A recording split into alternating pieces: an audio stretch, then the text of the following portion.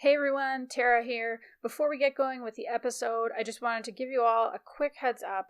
We had a little bit of technical difficulties in this episode, which is why it sounds like Kris is calling from a payphone in the 1980s. We're working on it to make sure that doesn't happen again, but hopefully you love the show just as much as we did anyway.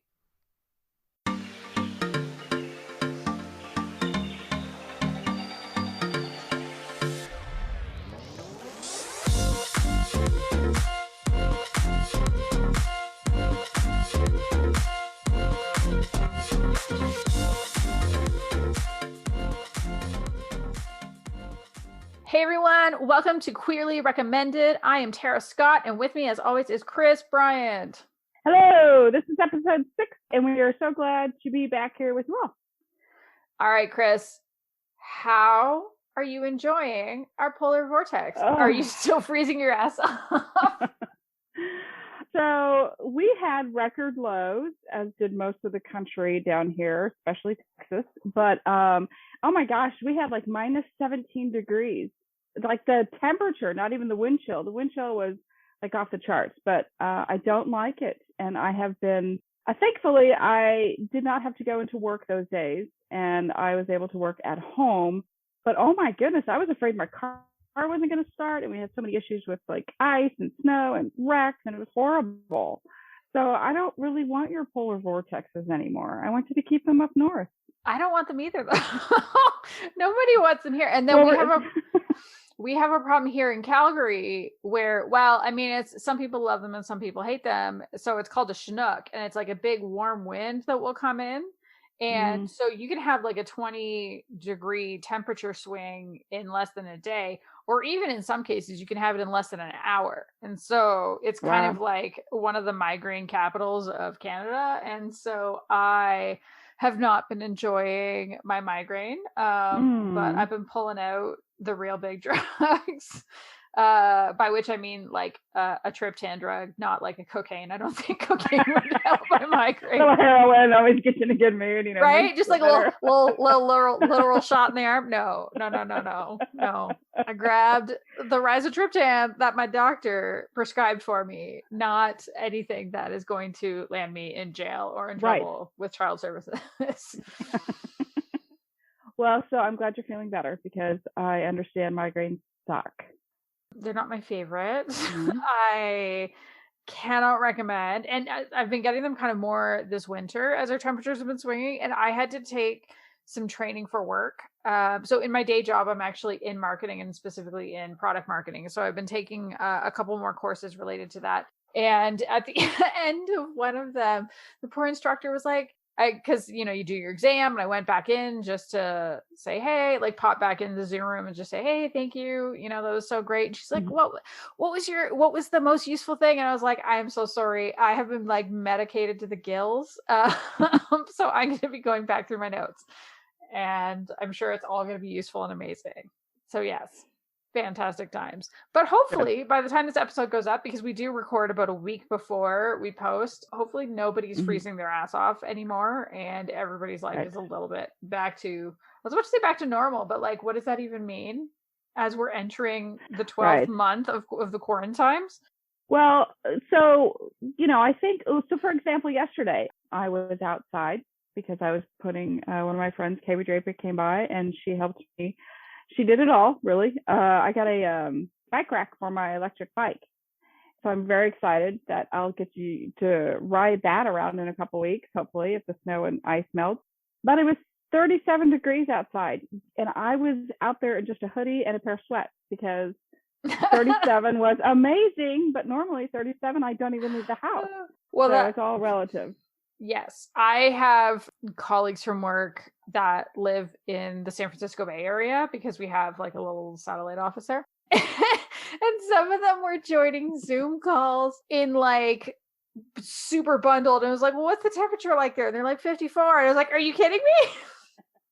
Short weather. I'm going to go sunbathing. No, that's insane. But yeah.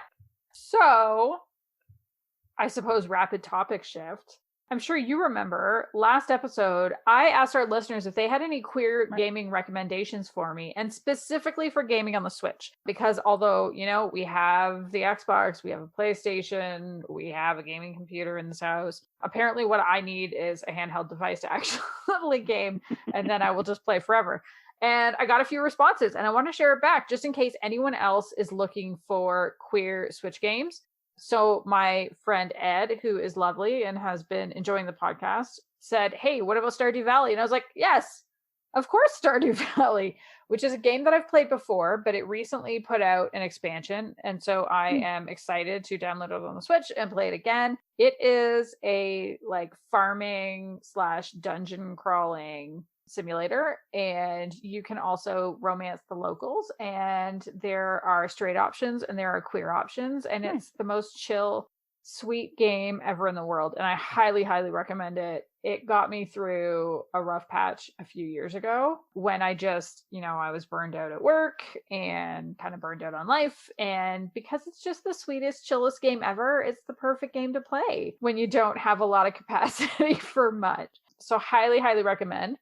And then one of my coworkers, who's also a really good friend, Sky, she reached out and said, "Hey, what about The Last of Us?" And I was like, "Oh yeah, I probably won't play The Last of Us, if I'm being honest. I'm not sure if it's even on the Switch, but it is you're going to go and you're going to shoot a shit ton of zombies in it. But the writing is very good. And it's one that Neil loved. And one of the things that I love about him is that if he knows there's queer content in something that he's watching or gaming or whatever, but he knows that I'm not going to like it, he'll make sure that I get just the nice queer content parts."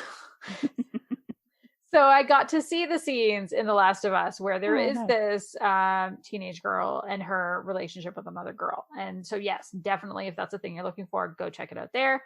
And then Wendy sent a YouTube video through from an account called Nintendo Edit. It's called Top 10 Queer Friendly Switch Games. And I will drop it in the show notes so that everybody can check that out if they want. But the games that are in there that I have played and that I totally recommend are Dream Daddy, which is a dating sim that is cool, super cute, where you're playing a dad who's going to date other dads. Basically, it's like, which of the other dads are you going to end up with? Are you going to be with the hunky gym rat dad? Are you going to be with the soulful coffee shop dad? Are you going to be with the sweetheart fat dad? There's one that's still married, and it's that whole one is kind of strange, so I think he might be a cult leader too. I don't know, that. I don't recommend that dad. Other games, and they're included Stardew Valley, like I just mentioned, Skyrim, which is, I guess it's you can kind of marry anyone, so I sort of see why they put it in there, but I wouldn't call it especially queer. And Gone Home, which is, it's such a beautiful game. It's kind of I don't even know how to describe it. I'm going to say this wrong, and some gamer is going to correct me later, and that's totally fine if you want to do that. Possibly even Neil, as he's editing this episode. But it's the idea is that you're this person who is going home. I think you're kind of looking for your family or your sister or whatever, but nobody is at home, and you're going through, and it's super creepy as you're going through the house, but there are all these artifacts, and then it pieces together into it's a playable story, is the best way I can think of to put it. And it's definitely queer, and I didn't expect where it was going to go, and it made me cry. It's so beautiful. It's so beautiful. So definitely, if you haven't played Gone Home, I don't care what platform you have, look for it and just pick it up. It is so lovely. And a couple that I saw in the video that I haven't played yet that I either bought or put on my wish list, where there was one called A Normal Lost Phone, which looks like it's a story game where you find a phone, and by going through it, something happens. I don't know. And then another one called Night in the Woods, which I don't actually understand what it's like or what it's supposed to be about at all, but the art style really got me interested. So that's a buttload of games. That is. If anybody has played any of the ones that I just talked about, or if you have any other recommendations, again, please feel free to send them in to podcast@queerlyrecommended.com, or send us a DM on one of our social channels, because we'd love to hear from you. And now this actually makes me want to play games. I mean, listening to your recommendations, I used to play a long time ago, back in the day.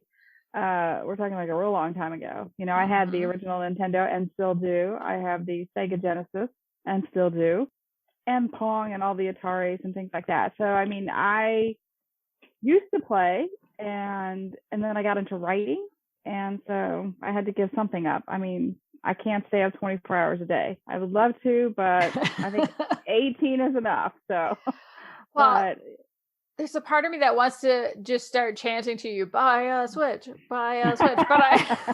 But I also don't want your fans to come stab me because they are waiting for more books. So yeah, I went from 3 to 2 to 1 because I'm a gamer now. So that's what's going to happen. Because I love to play. I used to love it. I have a like one gaming system that has like all the old games, you know, like 300 of the old games, Donkey Kong, Pac-Man, all those. Yeah. And Galaga and Conga, and I love those. Or Contra. Those are the games that I love to play, and I would play them for like truly weekend, Friday night all the way to like really, really late Sunday night. I would just play video games nonstop because, you know, I didn't have anything else going on. So now I am a responsible writer, and I have deadlines, and I have to hit those deadlines. So, but this makes me, listening to all these games, gets that rush, that adrenaline rush you have, you know, when you want to play games and you want to do things like that. It's coming back, and so I'm like, oh, I must not get a Switch. No. If it makes you feel any better, I will play extra long on my Switch today in your honor. Thank you. Give me an hour. Right? I would do that for you. Thank you. So speaking of listeners, we actually had a couple of other questions come in, and Kat Daniels had one specifically for you, Kris. Oh, yes, she did. Peanut butter or Peeps? You can only choose one. And I have questions because I thought Peeps were just for decorating things in Easter. Not for putting in your mouth. Pieces of heaven. That's what Peeps are.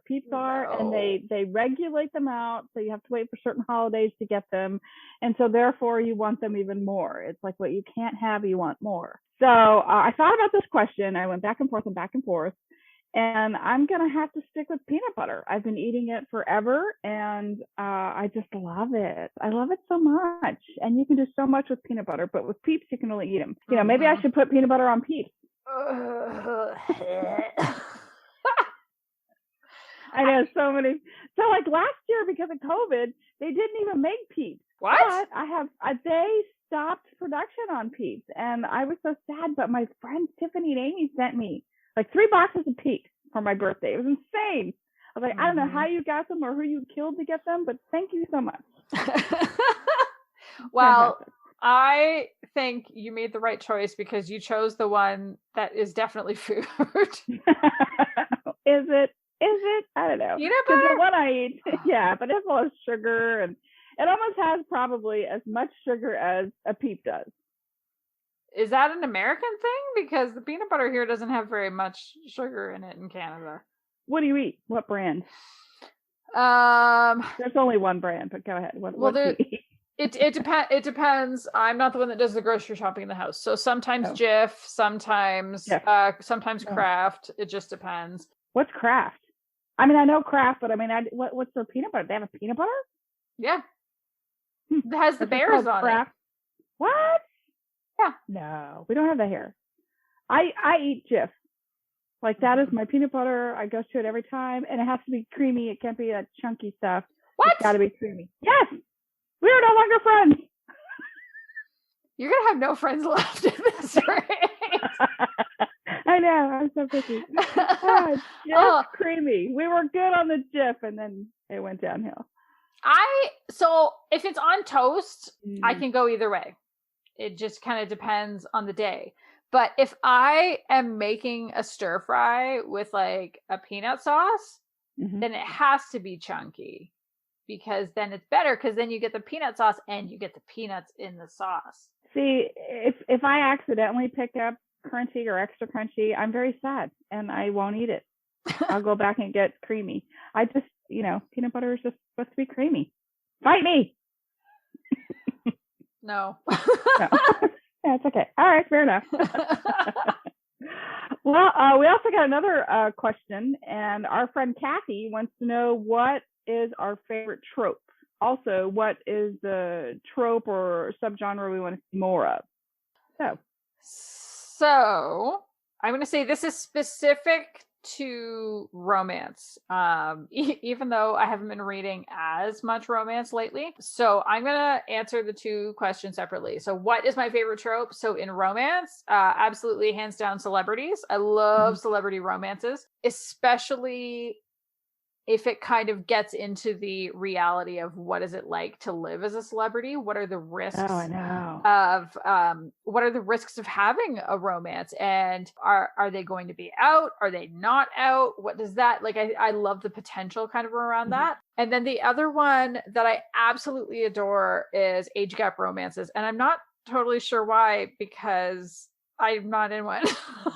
Like we are 14 months apart, but I love reading them, especially when it gets addressed directly, because there are age gap romances where it's like there's 15 years between them and it's no big deal. And it's like, okay, well, that's cool. Like, I'm sure that's the experience for some people, but I love the ones where it's like, no, let's talk about it. Like, what are the realities of if we're going to get into this long term? What does that mean? Or even the ones where, you know, maybe the person who's older actually stops to assess, what has my body been through that your body hasn't been through? And what does that do to my confidence? And is that like, it just feels very real. And the best of all, I don't know why I love these, but I fucking do, are the ones Harper Bliss has written a couple of them where it's an age gap between a woman and her mother's friend. And I don't know why. I think to me, just because I'm like, it's just like, it's candy. It's like, give me this book. Can the friendship survive this moment? Yeah. And then in terms of like, what do I want to see more of? So I'm going to actually answer not in romance, because I'm still reading romance, just not nearly as much. I want to see more queer women in speculative fiction, like sci-fi and fantasy. That's what I'm really digging. I want to see more of it, because I think what I've been seeing in the last year that's been coming out, including from some like large mainstream traditional publishers, has been just fabulous. And I think, you know, the more we can get good fiction about queer people out in the mainstream is the better for everybody. Right. So what about you? What's your favorite trope? I love rich poor. I love rich poor. I like that whole dynamic, because you have somebody who wants to take care of this person who doesn't have as much as they have, but yet this person who doesn't have as much as they have has too much pride, and they don't want to take advantage or seem like they're taking advantage of the other person. So I like that whole pushback, I guess, in that whole thing. No, I'm too proud, but I need help, but I don't want your help, but I need your help type thing. And I don't want to date you because you have money and you can help me, things like that. So I kind of like that. I like the rich poor, and because I like the whole taking care of things. Like it's a control thing. I have a follow-up question. Okay. Right now? Yes. Okay. Yes, specifically to this one, because I know you have another you have another trope you're going to talk about. What about billionaire romances? Billionaire romances. Do you like them? Have I ever read one? I don't know that I've read a billionaire. There are a lot more of them in romances with hetero pairings, but I've started to see a few pop up in lesfic, and I'm just kind of wondering, like, I have a hard time picking them up, because I feel like there's almost like a moral squicky in it. Like, there's just something kind of morally gross about billionaires. Right? It's like, yes. So I guess I was wondering, have you read any, and do you have any kind of feelings about that? Or is it like, it's just a fantasy, so who cares? I think it's probably a fantasy, so who cares? I think we all kind of want, for example, like I wrote a book about winning the lottery, because we all kind of fantasize about that, you know, and so it's kind of like, you know, we all have fantasies. Like, I would love to date this person, this celebrity, this high, powerful celebrity person. You're like, oh, I have a crush on them, whatever. So I think it's more like a fantasy, you know, like Brooke Wellington, I wrote in Temptation. She's a millionaire.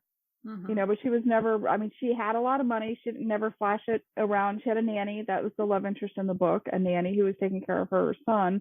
She had a lot of money. She didn't really rub anybody's noses in it or anything like that. It was just like, this is the situation. I need you. I need to help. I need help. I need you to help me. I'm going to pay you to help me. Oh yeah, by the way, we're going to have sex. But it wasn't like we're going to have sex. It was just like this happened. It wasn't like paying for anything. It just happened. That was a love story. So that hits on my other one. So rich, poor, and then employee, employer. I like the whole boss dynamic thing, and I've written a few of those just because it's so taboo, and it's just so interesting to read, and I think a lot of people write about it. Do you feel like they hold up, or do you find a difference in reading them since the Me Too movement exploded? There is a difference. You can go back and read ones from, prior to the Me Too movement. And for sure, you can tell the difference. Like, I for sure have to be aware of it, and I have to offer consent and be in situations where both characters are in a good place where they can have this consensual relationship. So I know that there are issues, and people, I think a lot of writers are being sensitive to that, and they are taking care of it on the page. Yeah, something that I thought was really interesting was, I mean, you probably know, because I think everybody knows that a lot of the books that Ylva publishes originally started as fan fiction, and then they get rewritten or massaged at the very least. And one of the authors that they have, Roslyn Sinclair, comes from the fanfic world, where she's written some of kind of the most, insofar as you can have a fanfic canon, she's written some of the most like canonical Devil Wears Prada stories. Like people really know her for Truth and Measure, which is just fucking phenomenal. It's probably my favorite fanfic. But again, it's kind of one of those, it starts off like it was written before Me Too. And so it's very much, they start to get together while Andy and Miranda are together, but I mean, are working together. And I can still I can get past it for that particular one, but she had an erotic story called The X Ingredient, which was turned into a novel that Ylva put out. And I was like, how the hell are they going to do that? Because the fanfic was written before Me Too. The novel was published afterwards, but in the fanfic version, Andy starts to work for Miranda, and kind of when she first starts the job, Emily tells her that one of the roles of the assistants is that they have to get Miranda off. And right, which is one of those, I mean, like, it's fanfic. In fanfic you can kind of do whatever you want, and that's fine. Yeah, you can get and the thing that I sort of loved about that fanfic is Andy is like, well, if that's part of the job, I am going to bring this woman to her fucking knees. Like, I am going to rock her world. She is never going to be the same again afterwards. And that's basically what happens, which again, like I say, it's kind of like, it's fine in fanfic, because so much about fanfic is about like going into the taboo or breaking boundaries. But it's like, okay, how, so for me it was like, how can this possibly be turned into a novel? And it was completely different. Like, she fully rewrote it into something that I was able to get behind. Like, oh, okay, I can see how this works. And yes, even though I can't remember what she renamed the characters as, but even though the one is working for the other, the employee is the one who really ends up holding all the power in their sexual relationship when it goes sexual. And I thought that was a really interesting and clever way to go about it. Nice. So yeah, employer books, I guess. I'm down with that. Oh, and what I would like to see more of, I want to see some queer superheroes. Like more books about that. I haven't really seen any. There are a couple. I know that there are, and I have a friend who at one time was considering writing it, and I know that KB Draper has a series where it's kind of not necessarily a superhero, but one of the characters kind of has, and this is also kind of a fanfic thing too, almost. It's kind of an homage to Xena, which we'll talk about in a future episode. Yeah. But the character kind of has a little bit of a kind of a super-ish power, And I want to see more of that. I think it's great because, you know, Marvel and DC Comics, they have all these movies out, and you know how much I love movies. Mm-hmm. So I feel like I want to see more superhero queerness. I want to see more of it. I want to read more of it. I want to see more of it. I want more. Yes. So there actually are a handful of superhero books that I've read and can recommend if you're into it. So the first one is almost 10 years old, but it's called The Superheroes Union Dynama by Ruth Diaz. Carina Press actually put this out. They are an imprint of Harlequin, I think. So I'm kind of surprised that they put it out like that long ago, that they put out an FF story, but it's a pretty fun novella with somebody who used to be a superhero, actually, and her nanny. Oh, holy cow, that starts everything. Right? That's all the boxes, yeah. Right? It's perfect for you. It's short, it's cute, it's not going to change your life, but I had a lot of fun reading it. Oh, good. Okay. And then a few years ago, Ylva did this thing called the Superheroine collection. But they were doing a thing for a while where they were releasing, they were having a bunch of authors write around a similar theme, and then they would put them out together. And so in this particular case, it's all around superheroes. So Lee Winter wrote one called Shattered. I really enjoyed it, but it seems to have been kind of a polarizing book because it is not a romance. There is a real good sex scene in it, but like not a romance. Fiona Zedde has two that are part of the same series. So the first one is called The Power of Mercy, and the second one is called A Lover's Mercy. And there's I'm trying to think of how to even describe it, because it is a superhero book, but it's also kind of a mystery. It's kind of dark, but it's very, very good.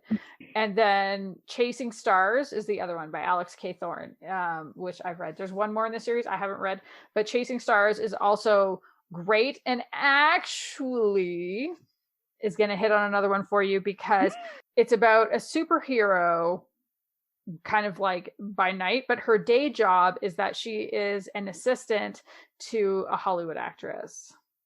Perfect. Right? Perfect. Yeah. Yes. Nice. I thought you'd be pretty good with that. Good. Okay. Well, that was nice. If anybody else has any questions you'd be interested in Tara and I answering in a future episode, please send it to podcast@queerlyrecommended.com or tweet it or put it anywhere on social media. We'll find it, tag us in it, and we'll be sure to answer it on our next podcast.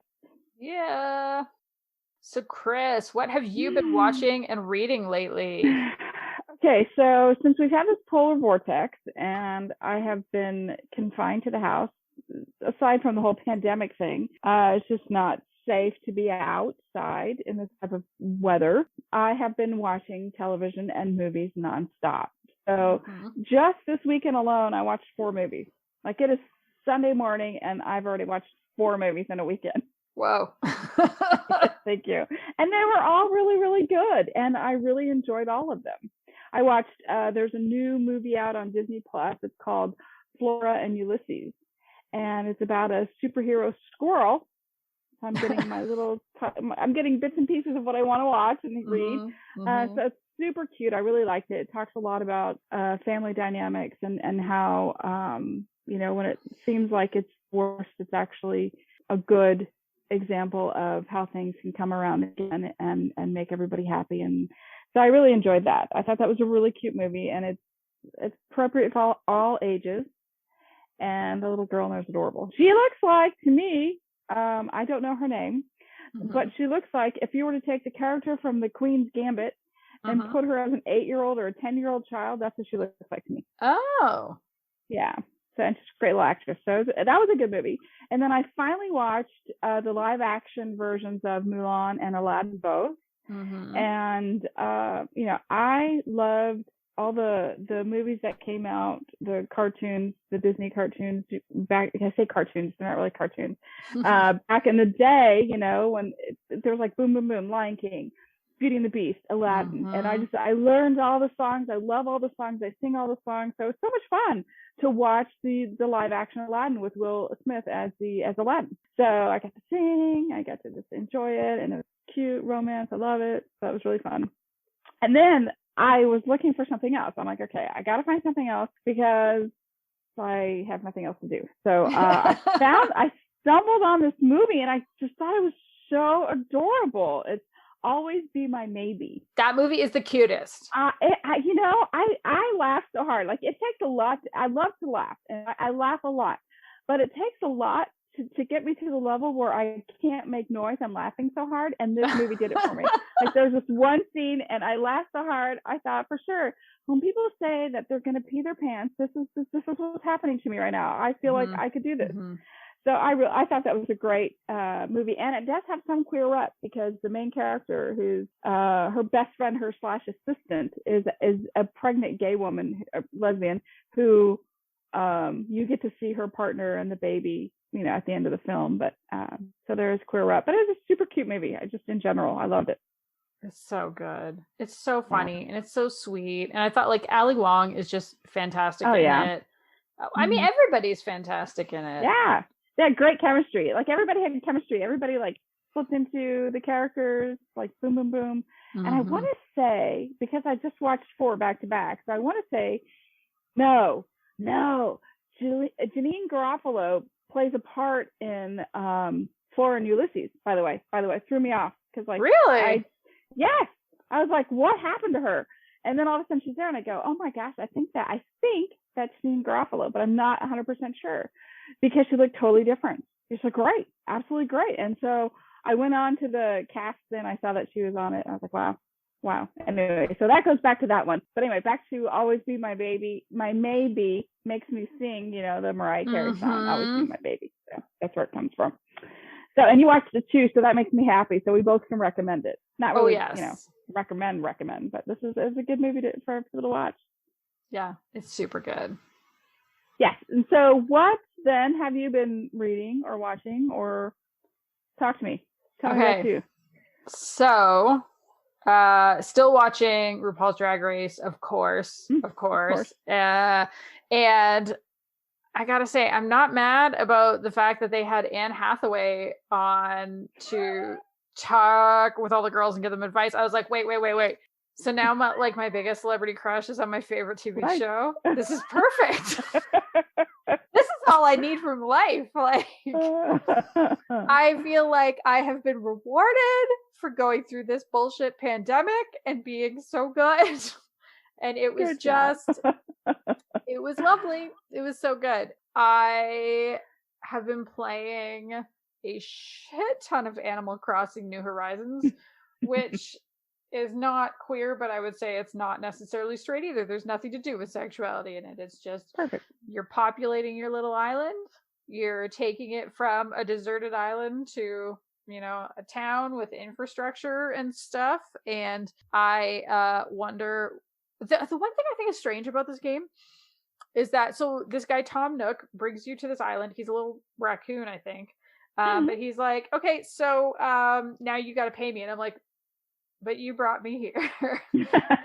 and then he keeps locking you into mortgages. Like, you want to upgrade your home? And I'm like, what are you, the fucking mob? Like, why are we teaching kids about mortgages right now with this? We're just preparing them for life. Right? Apparently. I don't know. I think it's a little demented that so and I've had to make decisions. Am I going to continue expanding my house, or am I going to buy other things? And so I've been buying other things, but I think I have a 550,000 currency mortgage going at the moment, which is a lot to put on kids. It teaches them the value of money. I suppose. Maybe that's it. I suppose. They call them bells instead of dollars. It's all about them bells. But they also have this mechanic where you can buy turnips on Sundays. And then throughout the week, you get to sell them back to merchants, and they call it the stock, STALK, the stock market. And I'm like, that is hilarious. Again, we're gonna, what? Yes. Why are we putting this on kids? I say as a woman in my 40s who's playing this game. Because they know they're just prepping our kids. It's demented. In terms of what I've been reading, so do you remember how in the last episode we had a 2-part question from Melissa, and the second part was about whether we had read Last Night at the Telegraph Club by Malinda Lo? So that is what I have been reading, and it's really, really good. It takes place in the 1950s in San Francisco, and it follows these 2 girls in high school. One of them is Chinese American, and the other one is Caucasian American. And it mostly, I haven't gotten so far that I've seen very much of. So Lily is the Chinese American girl. I think the other girl's name is Kathleen. And I've mostly been seeing Lily's perspective so far. And it shows as she, like in the newspaper, sees an advertisement for a drag king who's described as a male impersonator, and just like her super complicated feelings as she sees that. And what does she do with it? And then later on, she's in a drugstore and she sees all the pulp novels that they have on sale. And there's one with 2 women on the cover, and she opens it up and she starts reading, and she's like, oh my God. And like is totally sucked in and is like, what do I do with these feelings I have? Especially when it gets to like, there's a scene where they're making out. And again, she's just this like mind blown 16 or 17-year-old girl. And I'm very curious to see where it goes. So it is YA. I am not sure if it's a romance. It might be, but I don't know for sure yet. I've tried not to look too far into it. I mean, I think there will be like a romance and a relationship between them, but I don't know what a happily ever after looks like for teenagers in the 1950s when it's illegal to be gay.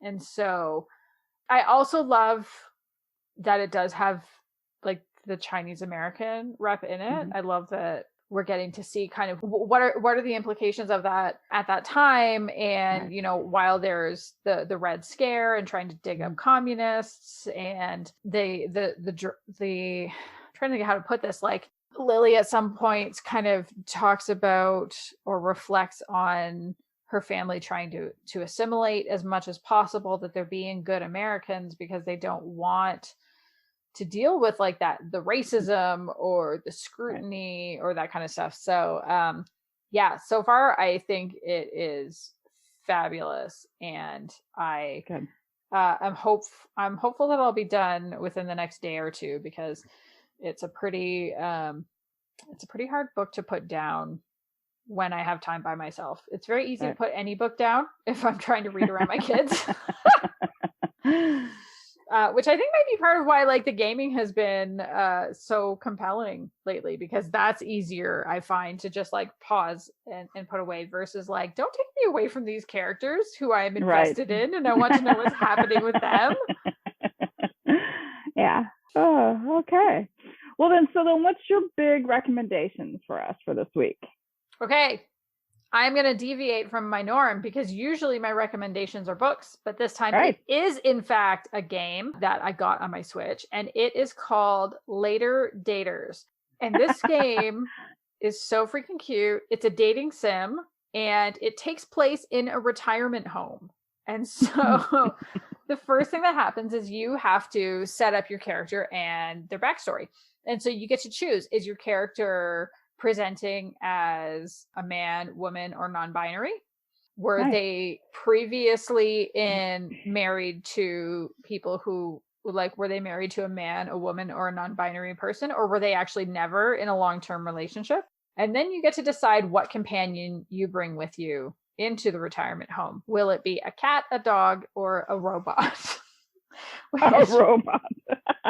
Yeah, which I think is kind of hilarious. And then you just sort of go, and there are all kinds of romance options. Everybody appears to be bisexual. I think I played 5 times because I wanted to see all the story potential, because as you sort of date, or maybe just date in the pants, some of the other pants dating. As you do some pants dating with the other residents, you also kind of learn some of what their backstories are. And so, you know, there's Mariana, who is a Black woman. I think she might actually be Afro-Latina, and she had been married to a man and she had been married to a woman kind of at different parts of her life. And so she is an option. There's Blair, who is kind of a scoundrel. He's a white dude that's very interested in sex, not he seems like he has no substance at first, and then every so often you see him say something like really lovely and supportive to one of the other side characters, and you're like, oh, okay, he's just horny, no big deal.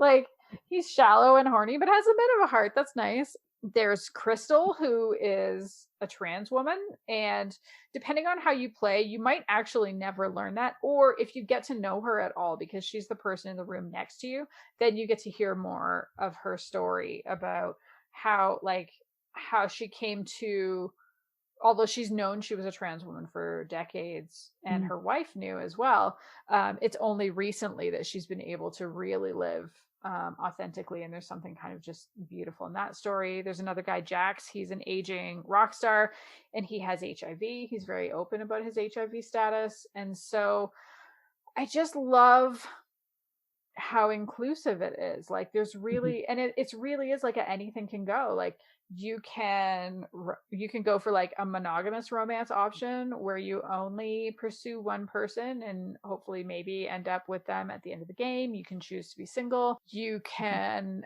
pursue multiple partners, and that's no big deal. And there's actually even an option where you can end up in a polycule, which is like you can be in a relationship with like a committed relationship to multiple people, which I thought was surprising and pretty cool. I got that option last night and I was like, holy shit, I didn't even know you could do that.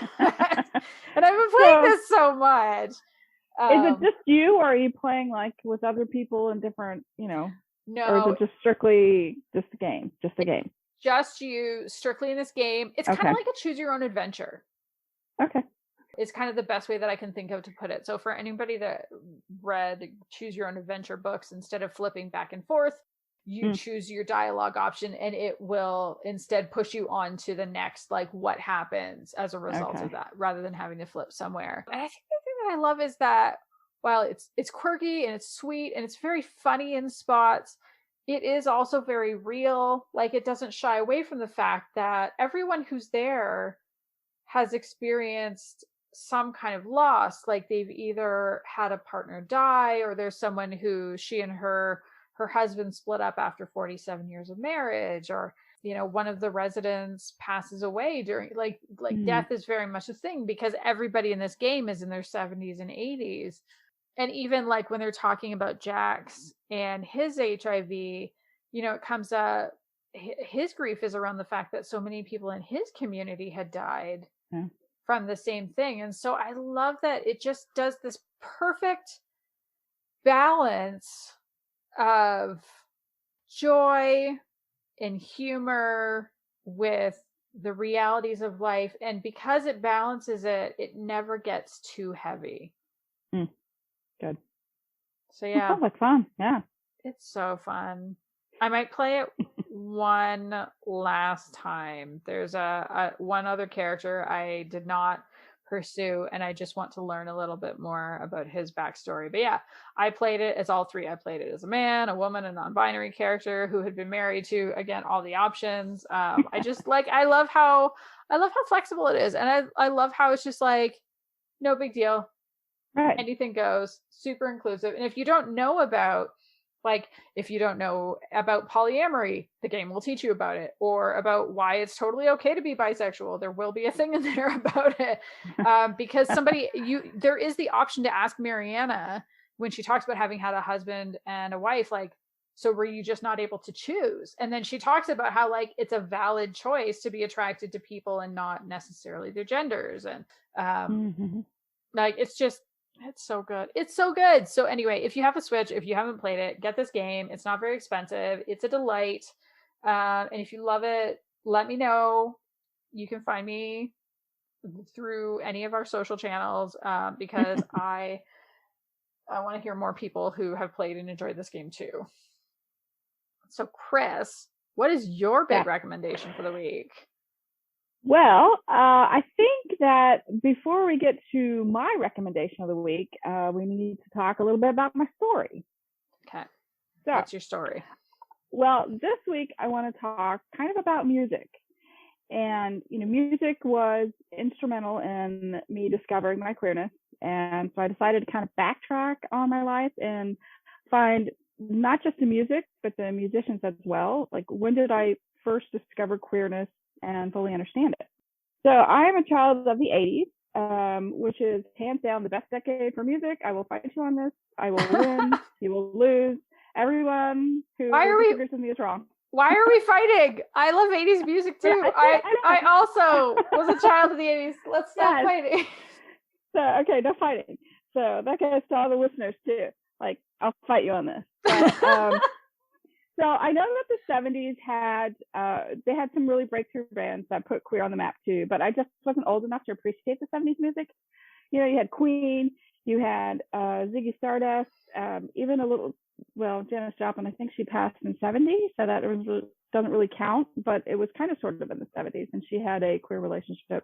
But of course I didn't know that because I was a baby. And so like I didn't really start listening to music until it was in the 80s.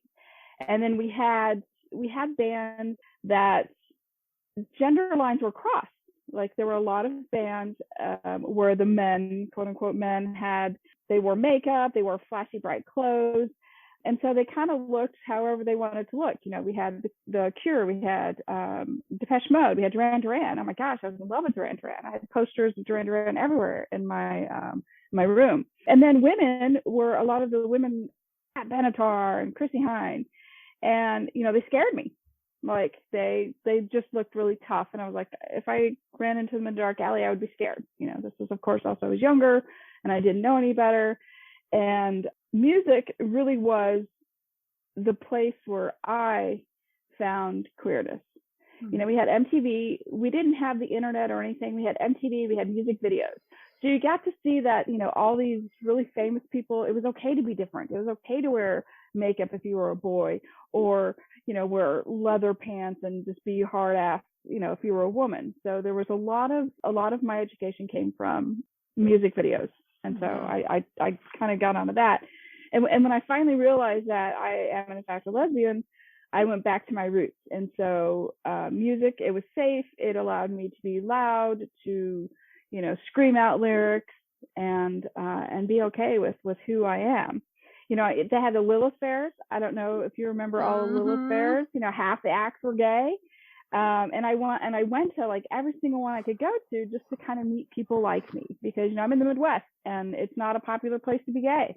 Mm-hmm. And and I followed a lot of different singers, especially folk. For some reason, I really got into folk music, and even if they weren't gay, I desperately wanted them to be gay. Mm-hmm. Like Dara Williams, she has a very very strong gay following, and it was funny because in one of her shows, she's like, "Cat's out of the bag," because she was pregnant, and she goes, "Cat's out of the bag, I'm straight," and so like everybody was like heartbroken. Oh, my chances are shot, and forever my true love is Natalie Merchant, hands down. I adore Natalie Merchant. Yes. She's like one of my favorites, and she has always been really she is not gay, but she is an ally, and she has just always been super cool about LGBTQ. And I really appreciate that. And of course, we have like the Indigo Girls and Melissa Etheridge.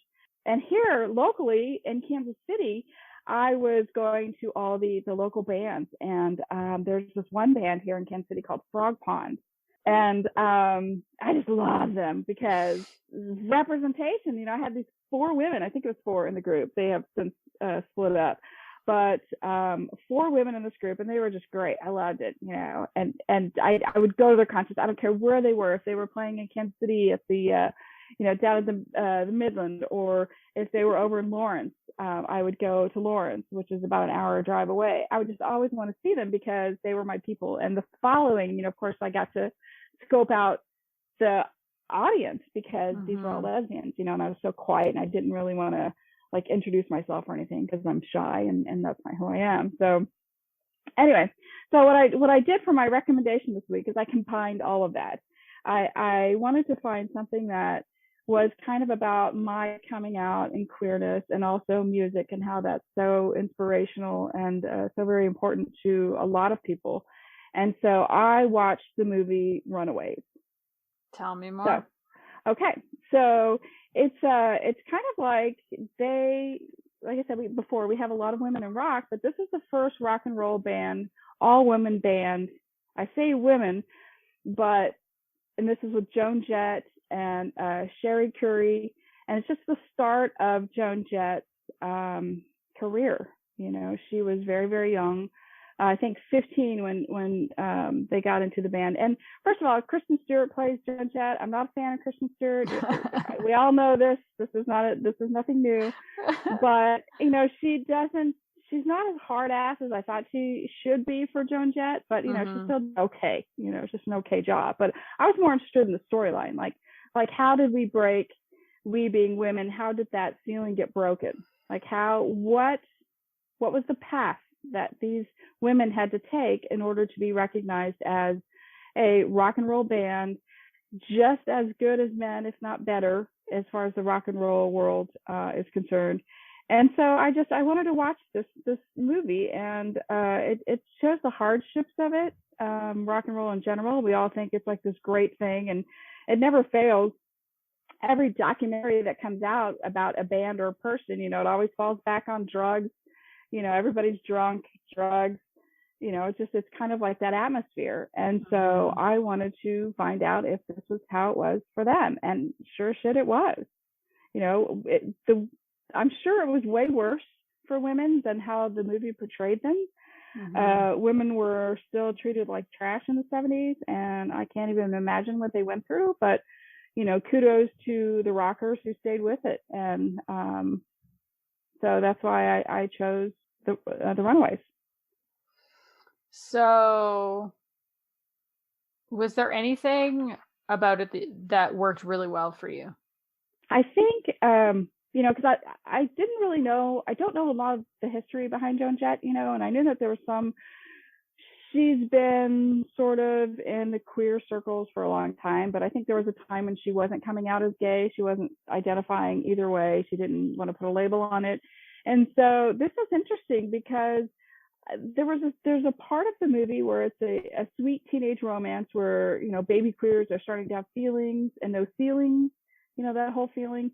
But it's a brutal truth of how sometimes dreams get in the way of having it all. So it was kind of sad, but it was also kind of empowering too, to see the struggles and how that even with the awfulness of the music industry back in the 70s, and probably even to this day, how it is really hard for women to break through and make a name. But you know what, this group really paved the way for a lot of rockers, women in rock. So is there anyone specifically you'd recommend it to? I think if you love music as much as I do, and you don't really know the history behind it, like how all of a sudden just women just show up and you're just like, oh cool, they're finally getting breaks. Why do they have breaks? There's always pioneers of everything, every industry, even writing books. We have our pioneers, and the authors who've made it a lot easier for us to get our words out there for people. And I feel like if people want to know just how women were able to get their start, this is kind of an interesting not documentary, but it's an interesting movie to watch if you're into seeing how that has progressed, how women have jumped up and have grown by leaps and bounds. And I think a lot of it starts with the Runaways. So cool. So it's kind of heavy, but but worth it. I think it was worth it. I really do. It's like I said, there's a lot. We all know about the drugs in rock and roll.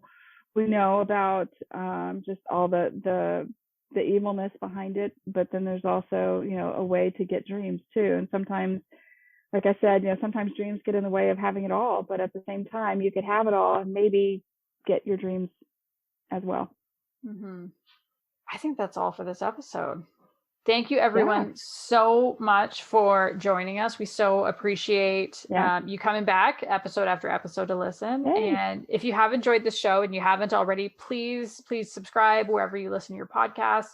if you use Apple Podcasts and you've been enjoying the show, we would love if you would consider rating or leaving a review, because it really does help discoverability for other people. Yeah, or if you want to connect with us on social media, just search for Queerly Recommended on Instagram, Twitter, and Facebook, or email us at podcast@queerlyrecommended.com.